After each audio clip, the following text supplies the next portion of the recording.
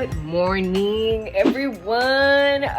Yesterday we had mala tang. The outside area is actually pet friendly, so we were sitting outside. I over-ordered as per usual, so I've got some leftovers for later. But now I'm actually gonna film a get ready with me. I asked you guys a bunch of questions, actually so many fun questions to answer, so I cannot wait. So I thought I'd show you guys the process of me getting ready for a get ready with me. Today I wanted to adjust the angle of the video, so that meant that I had to move my dressing table, and I wanted to see if I could get more equal lighting this way, because if you guys notice, my last few get ready with me's, my left side is lit very well but my right side is always in shadow. So yeah, I'm trying something new today. This is the aftermath of filming, but right now I'm just gonna clean up, and then I'm also going to import all of my footage, and I also need to take photos for CHILLI PADI Studio, like an artist photo. I'm actually thinking of whether I want to just move this back and then move this out every time I want to do a get ready with me. I think it's like a little bit easier because it just fits in that spot, you know, so well.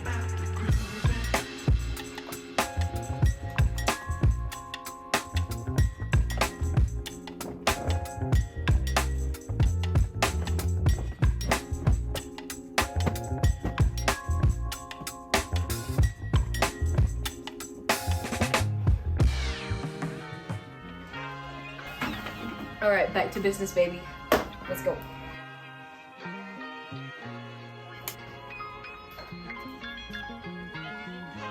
Hello! Okay, so bye. That was super cool. Look what I got!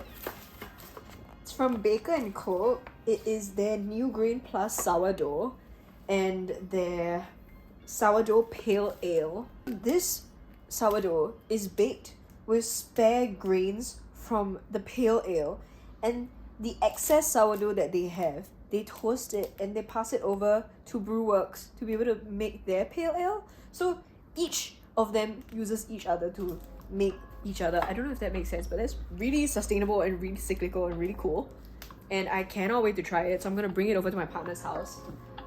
Okay, right before we head over to my partner's house to have lunch, I want to share with you the sponsor of this video, XM. So if you're new to trading and you're completely lost, or if you know like a little bit but want to enhance your trading skills, XM is a reliable and effective trading platform that offers the full trading experience, including free analysis and webinars by local instructors. They've been around for over a decade, and what I feel really sets them apart is the fact that they take the time to give you resources and to educate you on how to trade and like what to look out for. So they have weekly local webinars conducted by Everest Fortress Group, and also Wei Xiang, who is a professional trader. He's had like 10 years of experience at least, and he also is the founder of a trading school. As an XM trader, you can attend these weekly webinars where they'll share with you their experience, strategies, and industry insights that will help you work towards your financial goals. And the best part is that it's free for all. So check out the description bar below where you can refer to the weekly schedule and register a seat.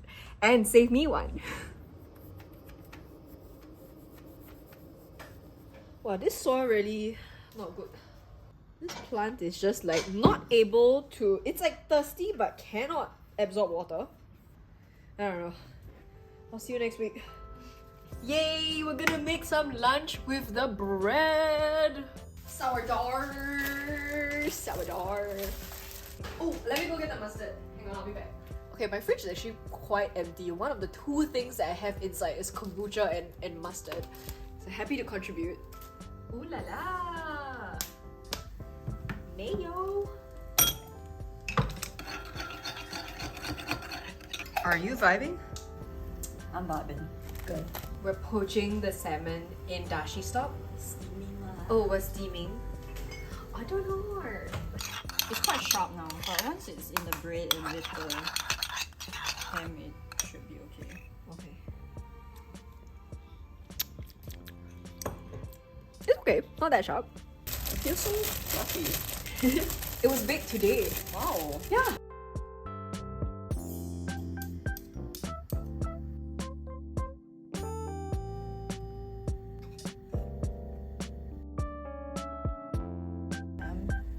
Oh. you say? Ooh. She's an artist. Ooh. Good thing we got him. Yay! We keep our little like handmade pottery over here. This is my little cup. Has a little crack, but who cares? And then these are mine, and then these are my partners. Noodles. So invested.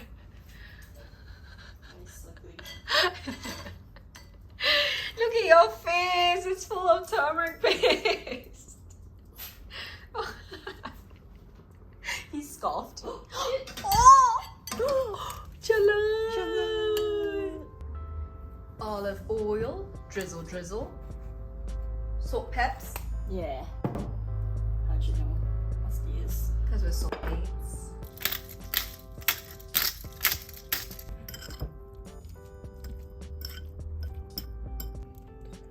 Ooh, Mayo City.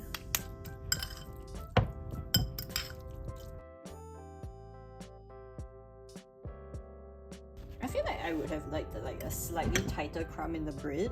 Right. Like, so that it doesn't fall yeah. through the cracks. There we go. Woo! Bang! That's it. Let's eat!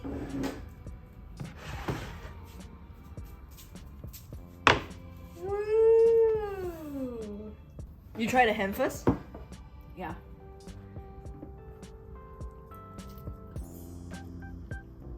Mmm. Mmm. I'll try the salmon. I was supposed to take photo for you. You took photo already? No. Hey, faster. It's okay. Mmm. Oh, the salmon is good. So lunch is done. That was so delightful. I also took some photos for CHILLI PADI Studio, my artist profile. I'm gonna show some here. They're very cute. I love it. It's a vibe. This is the backdrop and it's like my pride and joy. My partner built these shelves for me. She's so freaking sweet. So yeah, now I will just get ready, pack my stuff and head down to the studio. Bought these new brushes for glazing, so I think I'm gonna just bring them over to the studio too. Got my drink. Ooh, earphones. Earphones check. I got my fuzzy bag, everything I need for the day. I'm wearing a halter from Shopee. It's backless, so it's very airy. Vintage shorts and slippers. Gotta have my Havaianas because I'm throwing. And I'm ready.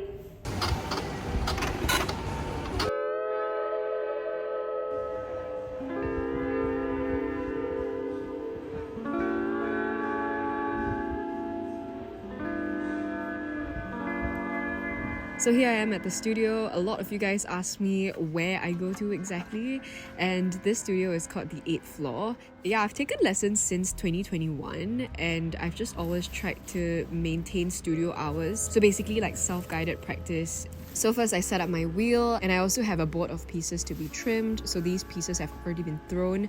If you're not familiar with pottery, usually there is a throwing stage where you actually make the thing, you trim it to make it more polished and you get excess clay out and you make feet and nice stuff. And the third part would be glazing, and then there's firings in between. So this is an example of what trimming looks like. I made this fun like irregular star / like scallop shaped bowl just to try it out, and I think it's cute. It's really fun. So I just wanted to make like very simple feet because I can't actually trim the top part since it's scalloped. So here I am just like evening out the base. So I like to go over it with like metal tools to make sure it's really even, and then buff it out with the rib, like the rib thing as well, to make it really smooth and like polished.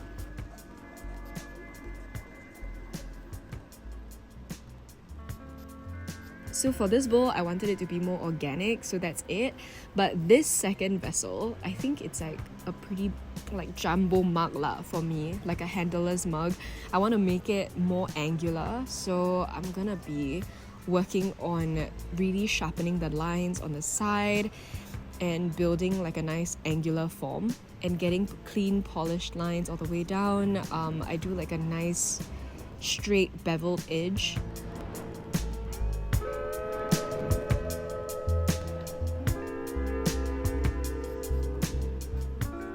Since a lot of my pottery footage, actually all of them are sped up, I thought I would indicate just how much faster the clips are on the bottom right hand corner, because I actually think it's quite interesting. I'm quite used to seeing pottery videos fast forwarded as well. Like, okay, for reference, one vessel took me between 20 to 30 minutes to trim. Granted, I'm a little bit slower and I'm not a production potter, so I am like reflecting and adjusting along the way, but it just takes a damn long time. So trimming 3 pieces alone already takes more than an hour, notwithstanding the setting up time and the cleaning up time and all of that, and traveling to the studio. So ideally, that's why I'm working towards having my own studio at home, just so that I can save on a lot of these like unnecessary pockets of time wasted. But for now, small steps, and you know what? I really love trimming. It's one of my favorite stages of pottery because it's very meditative and just very beautiful. When you trim at the correct like leather hard consistency, like you see the clay comes out in ribbons, and it's just like very, very beautiful, and I really enjoy it. So for this last vessel, it's gonna be kind of like a pasta bowl, and I don't know if you can tell, but I left a chunky amount of clay at the base. This was intentional so that I can make some nice tall feet. And the funny thing about plates is that they usually have 2 foot rings. If you notice, like they have one on the outside where you would normally have your rim, and then there's one more right in the middle. It's basically to prevent the middle from collapsing or sagging, and I don't know, I thought it was pretty fun. And I haven't really done a lot of wider vessels before, so this was definitely like a fun practice for me, and I really like the way it turned out.